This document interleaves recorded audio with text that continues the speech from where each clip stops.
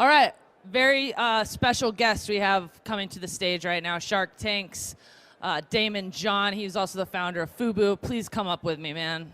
Real excited. You're going to actually sit over on this side. How are you doing? I'm well. Good. What brings you to CES? Are you shopping? I'm shopping for a lot of things for one of my new spaces, my space that I'm creating, like a co-share workspace, but I have a couple of companies out here as well. Cool. I hear that it's called Blueprint & Co., right? Yes, my new space is called Blueprint & Co. I'm opening the first one in New York, and we're going to roll out about 75 of them across the country. So WeWork has been massively successful. It's like the New York sweetheart, right? Yeah. Because they mix tech with real estate, Yeah. and that's the dream.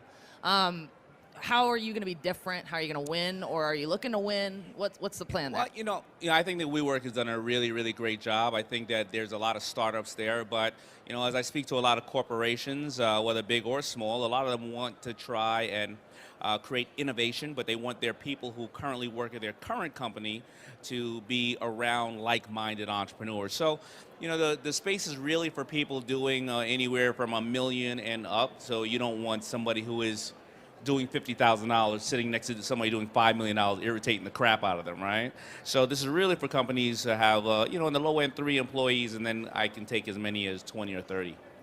I found something really interesting. I got on a call recently with, and I hate to bring up WeWork a bunch, but it's an interesting kind of parallel. They have opened up space for Microsoft salespeople. Did you hear about this? No. So Microsoft salespeople, instead of going to the Microsoft office, can use any one of WeWork spaces and kind of bring back the idea of the traveling salesman. You said 1 million to 5 million-ish. Would you bring in big corporations who want kind of a space to touch down? Yeah, so we've talked, many people are doing that. So you look at Harvard, I think have taken some spaces in WeWork as well. Now we're going all the way up to Fortune 500, but I'm saying the startup, the smaller size companies that are fully contained there are 1 to 5 million. And then we're talking to obviously big companies like Shopify will put people there, and various other companies will be there. And then we're going to add my Rolodex to it, and then a lot of course, workshops and hackathons and things of that nature will be there. Well, I'm based in New York, so I would love to come see it. Absolutely. When it's time. Absolutely. Okay, cool. I'm gonna hold you to that. Next week. Okay.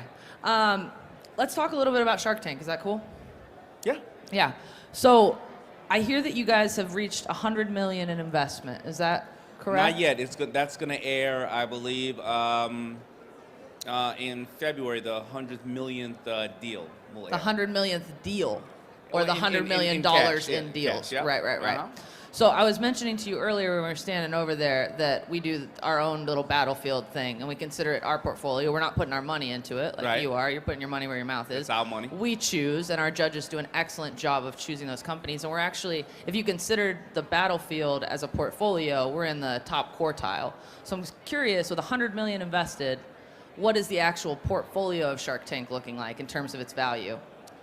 I wouldn't know because none of the sharks really share their other information with the other ones, right? Because we don't want to share when we're losing. We'll only talk about when we're winning, right? And if you think about that, it's Cuban is probably about 30 million himself out of everything. He just likes to spend money like a drunken sailor.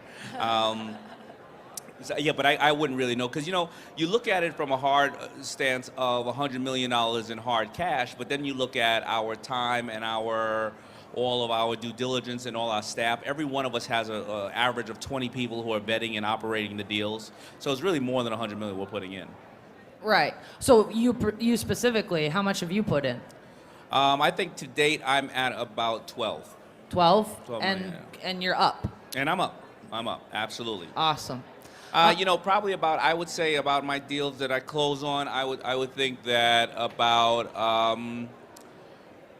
4 out of 10 I'm up on. That's great. Yeah. That's pretty good. That's a great portfolio, sure. So you're obviously well known as an investor, but you're also an incredible entrepreneur. I don't know if you guys know this, but FUBU started with you sewing the clothes yourself. Sewing hats out of my basement. Yeah, Yeah. you're a hustler, right? You guys mortgaged your house, right? I wonder what advice, because how many of the people in the crowd right now are entrepreneurs? What advice do you have for these guys?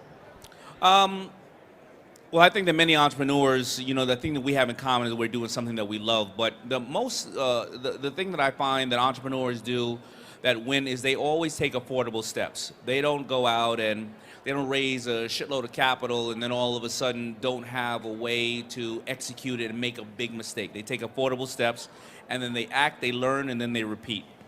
And I think that my mentor, Jay Abraham, always said OPM should be other people's manufacturing, mind power, marketing, and mentors, and not always stressing the fact of we need capital. We're in the day and age where we hear too many of the Instagram stories and all this type of raising capital, but we really don't need that. We really need to create a community first, and then deploy the capital, and then grow the company. And that's what I noticed on Shark Tank. The people that are most successful in Shark Tank are the ones that they feel like they're going to move forward with or without you. You're just going to be fortunate to be part of the ride. They don't say that the sharks are going to change their lives. And I always say, if I knew everything, then FUBU would be Ralph Lauren, or that would be Nike. It's not, right? So I don't know everything. And the people that use their resources that are directly in front of them, those are the ones that we find successful. And I always say Mark Zuckerberg started out with one friend. 1.5 billion friends later, he's okay, but you have to use the capital that's right in front of you. The biggest reason I see that companies fail, startups, are actually overfunding. They take in too much capital, they give up too much of their company too early, then when they make mistakes, they make large mistakes. And those investors want to see them spend that money. That's the thing. You spend it, invest, exactly, grow fast, exactly. and then if they do it the wrong way, they're dead. Credit's ruined for 7 years, their name is crap out in the market, nobody's talking to them. Instead of starting small, because you know what, if I give you $1 million for 30% of your company right now, if you get to $10 million and you need to raise another $5 million, I'm not giving up the 30% I just got. Now you got to give up another 30, 40%. Then you got to give it up again. Then all of a sudden you have 10%, you don't love the business anymore, and you're working for everybody else. Okay, you heard it here first, or maybe many times. I think that's always been true. I'm curious about like the theater of entrepreneurship, because I know that you're obviously, I mean, Shark Tank has made a name for itself doing just that, but we see it even in small realms, right? We hold pitch-offs in bars in Boston, and there's half of the crowd isn't an entrepreneur. They just want to see people pitch their products, right? What is that phenomenon? What's that about? I think it's the American dream. I think everybody has an idea, and 20 years ago when I started, or 25 years ago when I started FUBU, and I came out there, I didn't know what millionaires and billionaires and strategic investors want to ask you in the room. I had no idea. I didn't know what EBITDA was. I didn't know what, any of those aspects were. And I think when people see everyday people on Shark Tank or The Apprentice or other things like that, and they come up with ideas and they're just like you, I think they all believe that they can do the same thing, and I think that the Shark Tank carpet and entrepreneurship, I think that that is the ultimate equalizer. It doesn't matter if you're a male, woman, what race or religion you are. It gives you the power to have a voice and to feed your family, and I think everybody wants this type of freedom, and so I think that they dream. So whether they're working at a company, and like we were talking about, companies like Google or somebody are putting people other places. They want people to think like entrepreneurs, and people who think like entrepreneurs end up becoming entrepreneurs one way or another. I'm curious about like how, in the spirit of like the theater of entrepreneurialism, like how real is the show? And that's a kind of a two-part question. My first one is Mr. Wonderful really a jerk, or is that just his character? He is. Yeah, so let me tell you about the real aspect of the show. The show is more real than you actually see. Those pitches they average 45 minutes. Many of them are 2.5 hours. You have people who are crying. You have people who are fainting. Yes, Mr. Wonderful is an a-hole. That's just what he thinks about money, right? Those deals, we don't know anything about those individuals when they walk up to us. We have not even a piece of paper on them. It takes us anywhere from 3 months to 9 months to close and vet the deals. I'm at a close ratio at about 90% of the deals you see me offer on TV, I close. But in the first year, I was only closing 30%. Then every year, maybe 40, then 50, it grew, because if you look at the casting directors, the first year, they didn't know business either. They were great casting directors. So when somebody, I always joke, when somebody came up to them and say, hey, I'm doing $30 million in business, I have one employee, they didn't know to say, so you're selling cocaine, right? They didn't know what to ask them. But as the years grew and they started to witness the panels and see what's going on, because we see 200 pitches a year. We see 100 pitches in June, 100 in September. Only 120 make the air. But we see them back to back to back. I get up at 5 in the morning. By the time I leave the studio and I get home, it's 9 o'clock. We see 10 people, and they average out about 45 minutes to an hour. And you don't want to be that last person walking in the door after we've seen 100 pitches. I bet.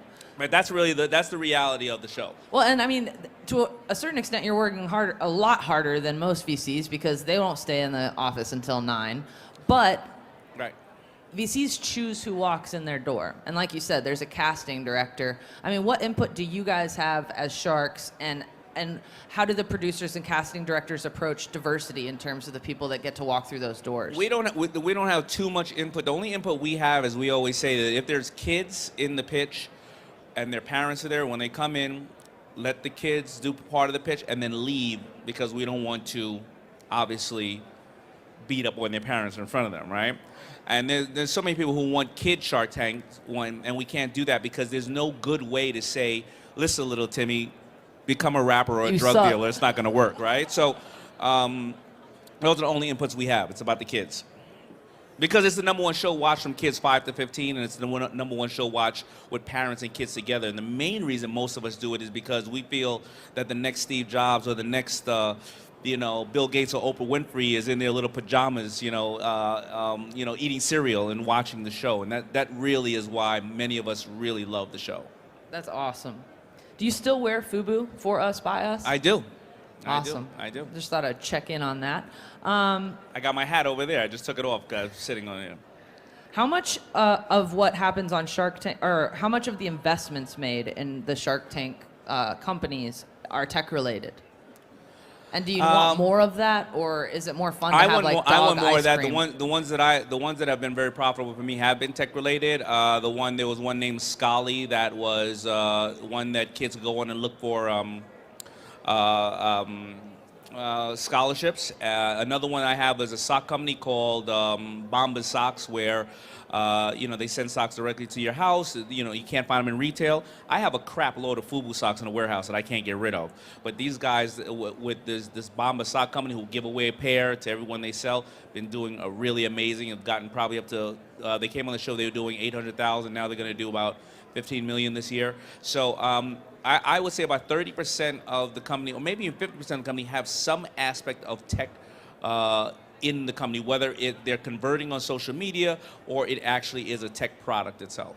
And do you think that there's ever that the format of Shark Tank, the fact that it is a huge show that everyone loves to watch, and it can be really funny, it can be heart-wrenching, do you think that that actually might work against you in terms of the people that will come on and pitch? Do you think that you're ever being left out of the really, truly game-changing tech because they don't want to go on a show and pitch it, they want to talk to, Sand Hill Road? Yeah, well, some of the people who really are, they're up in the valley and they kind of have made a career out of raising money and stuff like that.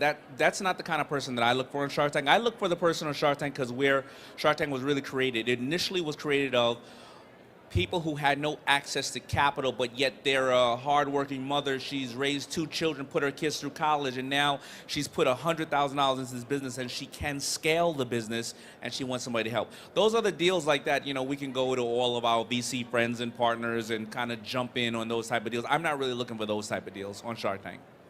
Okay, and we're running out of time, so I have one more question for you. We have a ton of entrepreneurs here.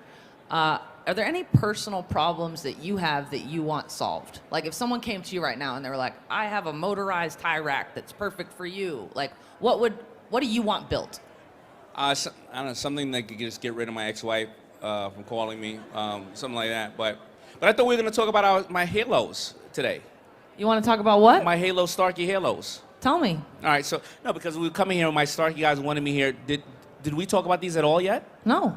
Tell me. So I wanted to talk about these Starkey halos. So these are my new hearing devices, right, that I got from the Starkey company, where they plug into my iPhone.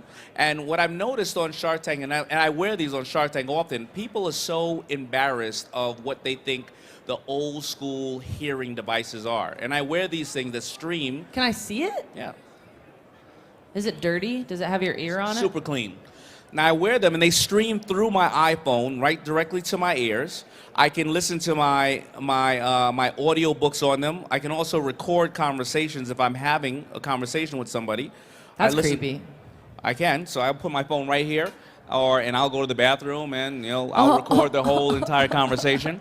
And now I have a 10-month-old at home, so when I'm home now and I'm trying to watch TV, I can't watch it because this little girl may wake up the whole entire house. But now I put my halos in and I can watch TV with them. So I was going to talk about this because these plug into my iPhone, and this is a new technology. I've been wearing them for about 3 years, and I never realized a couple of things. Being dyslexic as well as the loss of hearing is some of the biggest challenges for kids in school, because a kid, if they can't really hear when they're in 3rd, 4th grade, they don't want to go, huh?